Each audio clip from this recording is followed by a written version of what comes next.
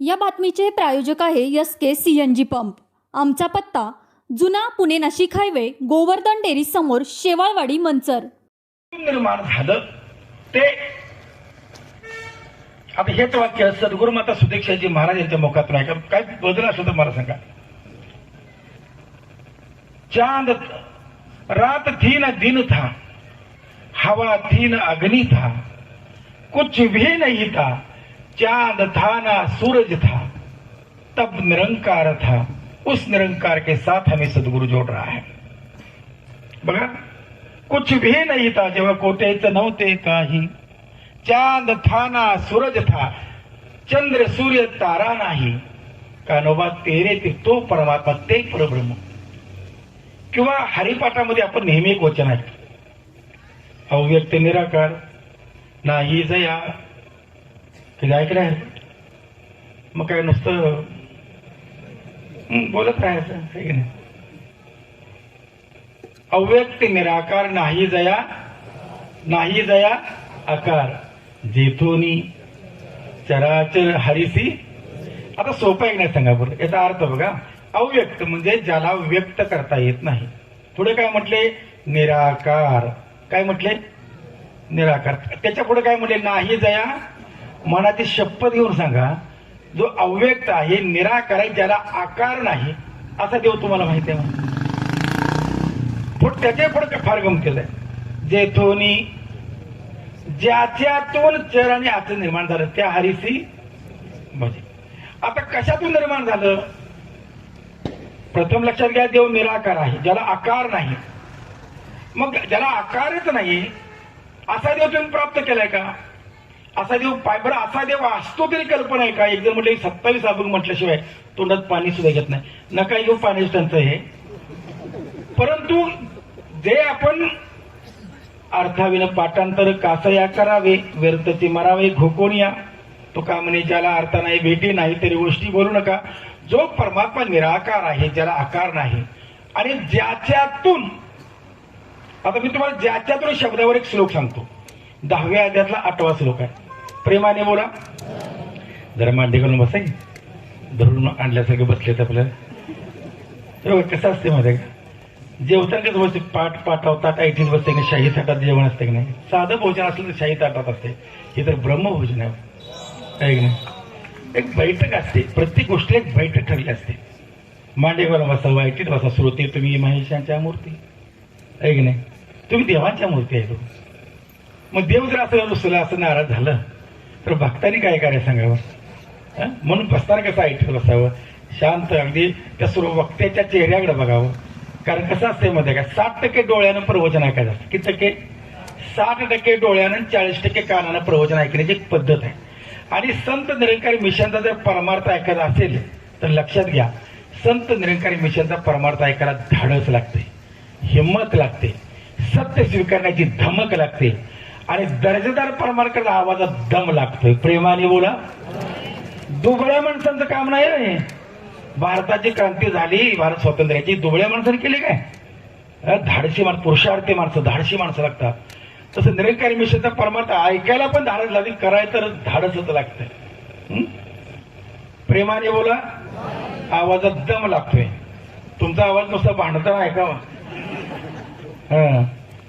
मळ्यात ऐकायचं ते भांडायला लागलं म्हणजे. पण देवाचं नाव घेताना मात्र फार कंजूसपणा असं लक्ष द्या. काय सांगत होतं सांगा बरं, सांगा तुम्ही.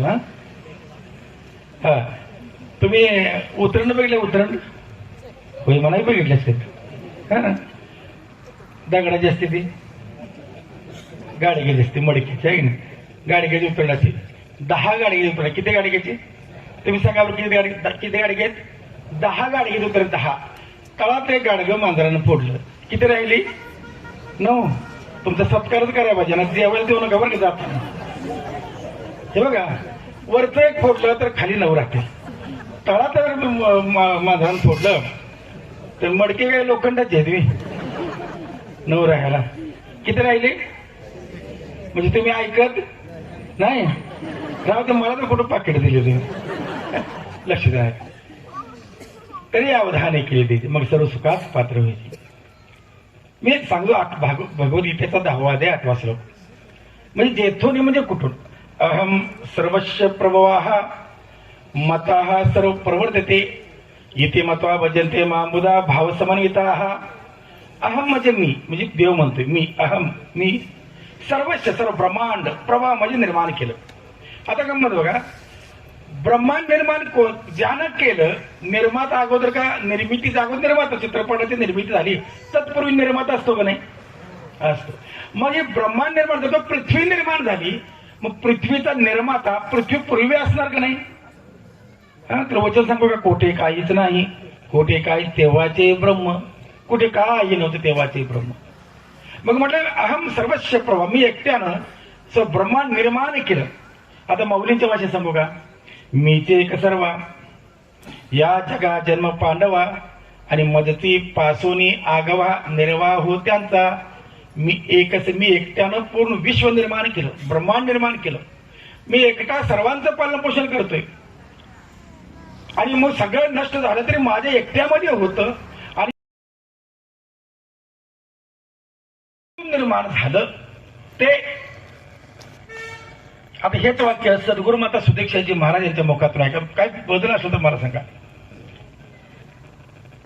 चांद रात थी न दिन था, हवा थी न अग्नि था, कुछ भी नहीं था, चांद था ना सूरज था, तब निरंकार था, उस निरंकार के साथ हमें सदगुरु जोड़ रहा है.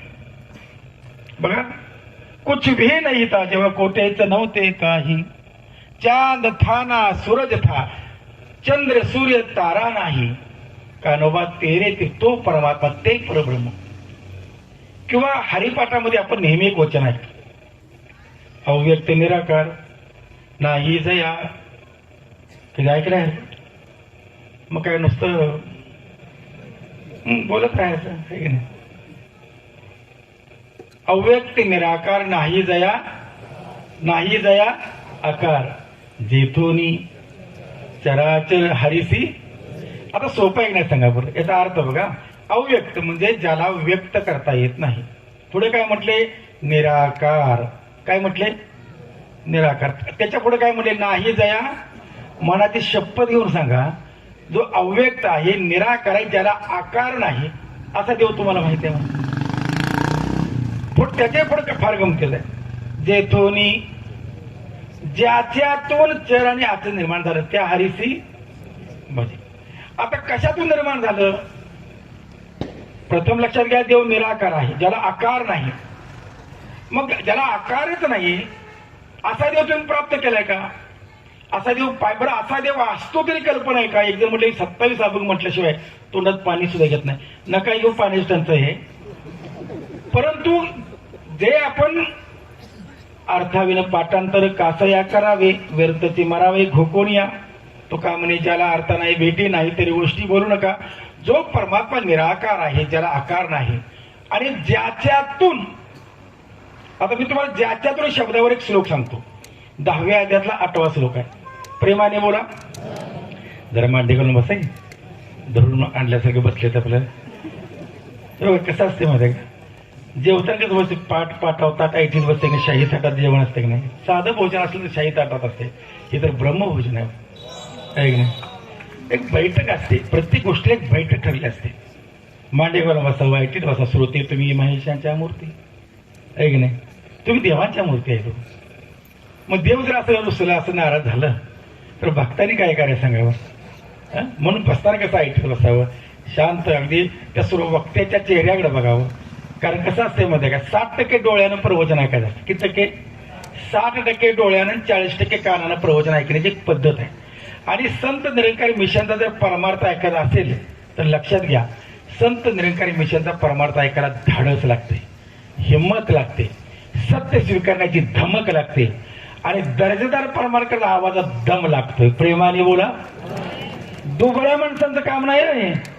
भारताची क्रांती झाली, भारत स्वातंत्र्याची, दुबळ्या माणसाने केली काय? धाडशी माणसं, पुरुषार्थी माणसं, धाडशी माणसं लागतात. तसं निरंकारी मिशनचा परमार्थ ऐकायला पण धाडस लागेल, करायचं तर धाडसच लागतंय. प्रेमाने बोला. आवाजात दम लागतोय. तुमचा आवाज नुसता भांडताना ऐकावा, मळ्यात ऐकायचा ते भांडायला लागलं म्हणजे. पण देवाचं नाव घेताना मात्र फार फार गंजूसपणा असो, लक्ष द्या. काय सांगत होता सांगा बरं, सांगा तुम्ही. हा तुम्ही उतरण बघितलं, उतरण होय मलाही बघितले असते. हा ना, दगडाची असते ती गाडी घ्यायची असते मडकीची आहे की नाही, गाडी घ्यायची उतरण्याची 10 गाडी घ्यायची उतरणार. किती गाडी घ्यायची तुम्ही सांगा बरं, किती गाडी घेत 10 गाडी घ्यायची उतर 10. तळात एक गाडगं मांजरानं फोडलं, किती राहिली 9. तुमचा सत्कारच करायला पाहिजे ना, जेवायला देऊ नका बरं की जाताना. हे बघा, वरचं एक फोडलं तर खाली 9 राहते. तळात जर मांजरानं फोडलं तर मडके काय लोखंडाचे आहेत 9 राहायला. किती राहिले म्हणजे तुम्ही ऐकत नाही राव, तर मला तर कुठं पाकिट दिली तुम्ही, लक्ष द्या. तरी अवधाने केली देते मग सर्व सुखास पात्र व्हायची.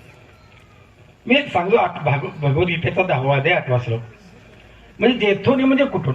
अहम सर्वस्व प्रभवाः मताः सर्व प्रवर्तते इति मत्वा भजन्ते मामुदा भावसमन्विताः. अहम म्हणजे मी, म्हणजे देव म्हणतोय मी, अहम मी सर्वस्व सर्व ब्रह्मांड प्रवाह म्हणजे निर्माण केलं.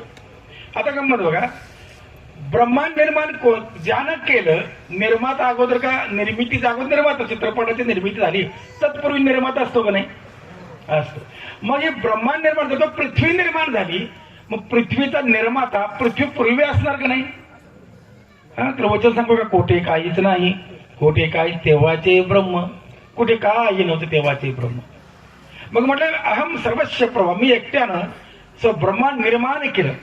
आता माऊलींच्या भाषेत सांगू का, मीचे एक सर्वा या जगा जन्म पांडवा आणि मदती पासोनी आगवा निर्वाह हो त्यांचा. मी एकट्यानं पूर्ण विश्व निर्माण केलं, ब्रह्मांड निर्माण केलं. मी एकटा सर्वांचं पालन पोषण करतोय आणि मग सगळं नष्ट झालं तरी माझ्या एकट्यामध्ये होतं. आणि असा मी एक आहे, त्या एकासाठी सद्गुरू माता सुदीक्षाजी महाराज म्हणतात, त्या एकाला जाणा, त्या एकाला माना आणि एक व्हा, ऐक नाही. मग आता या परमात्म्यापासून कुठे काही नव्हतं, फक्त देव होता, परमात्मा होता. ज्ञानेश्वरची पहिली ओवी त्याची मी सुरुवात केली, ओम नमो जयाध्या. हे सृष्टीचं आद्य कारण असणाऱ्या निर्गुण ब्रह्मा तुला माझा नमस्कार आहे. आद्य कारण म्हणजे ज्यानं सृष्टी बनवली असा तो, बनवणारा सृष्टीपूर्वी होता. आणि असा अव्यक्त निराकार नाही जया आकार जेथोनी चराचर हरिसी. मी एका गावामध्ये, आमच्या भागामध्ये, आता आमचा खानापुरात शुक्रवारचा बाजार असतो आणि एका ठिकाणी माझं कीर्तन ठेवलं एका गावात. आणि कीर्तन झालं, मग 2 दिवसानं तिथले एक महात्मा आले, सज्जन आले, म्हणजे महाराज आज पण आमच्या पारण्याला तुम्ही भेट द्या. नाही म्हटलं, कार्यक्रम सत्संगचे आहेत, बाहेर जावं लागतं, नाही शक्य, नाही यायलाच पाहिजे तुम्ही. मी म्हटले का बरं, तर म्हटले आज आपली पंगत आहे आणि माऊलीला आवडणारा प्रसाद आपण ठेवलेला आहे. मी म्हटलं माऊलीला आवडणारा प्रसाद काय ठेवला, असं काय आवडतं माऊलीला. तर म्हटले कसले महाराज, निरंकारी महाराजांना काय कळत नाही म्हणतात ते खरंच आहे. म्हटले तुम्हाला माहित आहे माऊलीला काय प्रसाद आवडतो तो. मला तर सगळ्या गोष्टी सगळ्याला माहित असतील, आता आहे का सांगा बरं. अगदी सायन्सचा मास्तर आहे म्हणून काही गणित एकच नाही सुटलं तर काय झालं, आहे की नाही. म्हटलं सांगा ना तुम्ही माऊलीला काय आवडतं. महाराज म्हटले तुम्ही हरिपाठ तर वाचलाय का. म्हटलं वाचलाय बरेच वेळा, काय समजलंय की नाही तुम्हाला. म्हटलं म्हणजे तुम्हाला काय समजलंय ते तुम्ही सांगा ना, आहे की नाही. तर म्हटले माऊलीला भजी आवडतात. काय आवडतात, भजी आवडतात. म्हटलं भजी आवडतात. म्हटले शुक्रवारच्या बाजारामध्ये 5 ठिकाणी भजीवाले बसले असतात, सगळ्यांना सांगितलेले आपल्या गावाकडं पोतबऱ्याची भजी आहेत गावाला. म्हटले महाराज माऊलीला आवडणारा प्रसाद भजी तुम्ही खायला यायचं. म्हणून तुम्हाला कोणी सांगितलं माऊलीला भजी आवडतात म्हणून. म्हटले महाराज अहो हरिपाठात काय सांगितले, अव्यक्त निराकार नाही दयाकार जे तो चराचर हरिसी. अरे भजी खावं. अहो काय सांगितलेलं आहे, परमात्मा अव्यक्त आहे, निराकार आहे.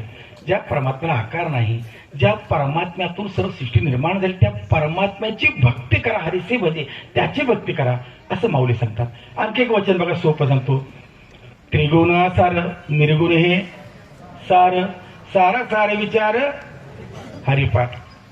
त्रिगुण आसार.